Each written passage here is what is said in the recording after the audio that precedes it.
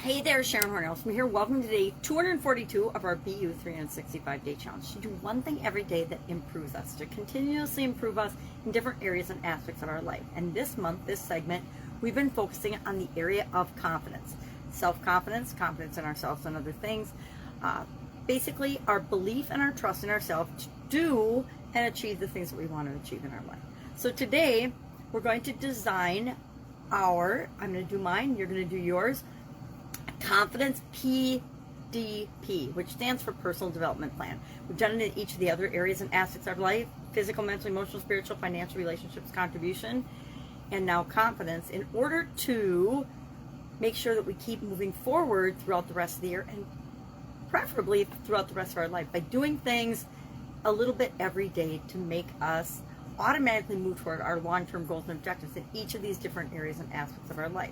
So I'm going to share an 8-step process that you can use to develop your own confidence personal development plan. And then tomorrow we're going to talk about how to make this automatic. We've been kind of fallen into a format with different topics that we cover on each area and aspect of our life, because it's so important not only to understand, have a process for improving, identifying and understanding what's wrong, have a process for understanding what we want and how we get from where we are to what we want, which is all based on the SOAP framework, right?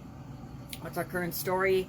What's our desired story? Creates a gap. The rest of the framework fills the gap by exploring options and possibilities, picking among those alternatives and possibilities and taking action right away, and then deciding and determining if we're making progress or not. Checking in to make sure that the actions and the things that we're doing are moving us toward what we want. So what's this 8-step process to come up with our own confidence personal development plan? Well, number one, we need to embrace change. We need to realize that if something doesn't feel right, or if we don't feel really strong in a certain area or aspect of our life, that is a signal to us or a sign to us that we need to make some changes. Why? Because things outside of us are always changing, and it's up to us to decide how we're going to respond and react to those changes. And knowing that something doesn't feel right for us, that's the first signal to us that something needs to change. Maybe it's just our thinking. Maybe it's a belief that we've held for a long time that just isn't serving us anymore, and we want to pick a belief that serves us better to move us toward what we want. So number one, embrace change. Know that change means we're moving forward and we're moving in the direction we want our life to go. That is, if we have in mind an idea and a picture of where we want to go. And that applies to our confidence as well as any other area and aspect of our life. Number two, I'm going to list out the areas where our self-confidence isn't exactly where we want it to be. And we've done a little bit of this before we did the SOAP framework. We thought about, well, what are the areas and aspects of my life with respect to confidence where I would like to feel better about myself. And mine was interacting with my family during challenging and difficult time. And one of those just got done doing was moving my mom from her Wisconsin house to her Texas house. She decided that at 85, she doesn't really need 3 homes. So last year they sold the cabin, or the year before. This year she sold her house in Wisconsin, and now she's just going to maintain her, and she's been a Texas resident for years now, but she's going to just maintain that household, which totally makes sense.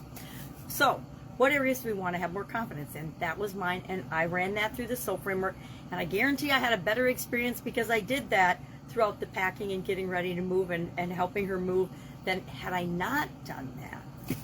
Number 3, we want to determine our beliefs around this area where we lack confidence. Why?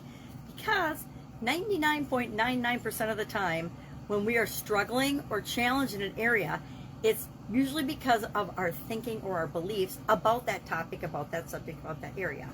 We're all born with pretty much no fears, right? We're afraid of falling. We're afraid of loud noises, but that's about it. Everything else we learn throughout our experience and throughout our journey here on the planet. And so depending on how old we are and how many experiences we've had, good or bad or however we interpreted them, that has helped us to form beliefs. And these beliefs, a lot of the times, conflict with one another. Excuse me. Cloggy throat this morning.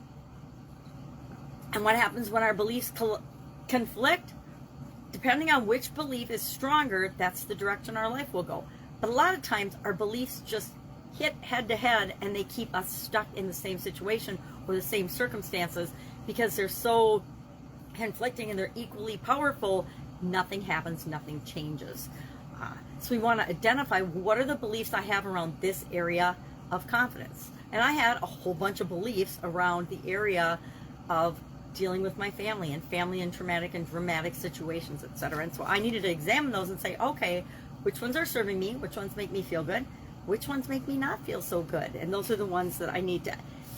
Number 4, find fault with these beliefs. Find fault with the beliefs in terms of, are they serving me? Are they not? Are they conflicting? Because sometimes we might have 2 really good beliefs, but they conflict in an area where we want to change. Number 5, seek out a mentor if you can find one. If you can find an advisor or a mentor to help you through this change or to help build your confidence in an area, that's a great way to do it. Sometimes we just need to talk to somebody who's been through a situation that we're going through right now before, and they can help us, number 1, learn how they handled it. Number 2, because how we handle things and getting through things builds our confidence. 6, start small and then build up, right? Start small, but get started right now. That's why we've been practicing all month, is little ways to improve or look for areas where we are confident or not confident. We take the areas where we're confident and how we behave and the lessons we've learned there, and we apply them to the areas where we're less confident. Number 7, track your progress. Again, try to find a way. It's part of the SOAP framework. How do I know if I'm moving toward what I want or not? How do I know I'm moving towards my confidence goal? And I guess my best way is when I find myself in situations where I've normally been nervous or less confident, and I handle them well and they go well, that adds to my success bank of confidence and handling that type of situation. And once I've handled the situation before, once I've had experience in it, that immediately boosts my confidence. And finally, number 8, evolve your plan over time. As you grow and change, your plans will grow and change as well. So our action item today is, of course, to create your own confidence personal development plan. Put in it whatever works for you, whatever feels right for you. And then if you're brave, you can just share done in the comments below, or you can share maybe the couple steps of your confidence plan. I personally think an 8-step confidence plan, it's great for coming up with the original plan, but my plan probably will not have all 8 steps in it. It's probably going to be a simple 4-step process that goes along with the SOAP framework, right? Because that's what I found works best for me these days. All right, any questions, hit me up. Otherwise, I'll be with you tomorrow for our final day on our focus of confidence, and we will, of course, talk about how do we automate all this? How do we make this an automatic part of our continually improving confidence from now on? All right, have an awesome day, and I'll be with you tomorrow.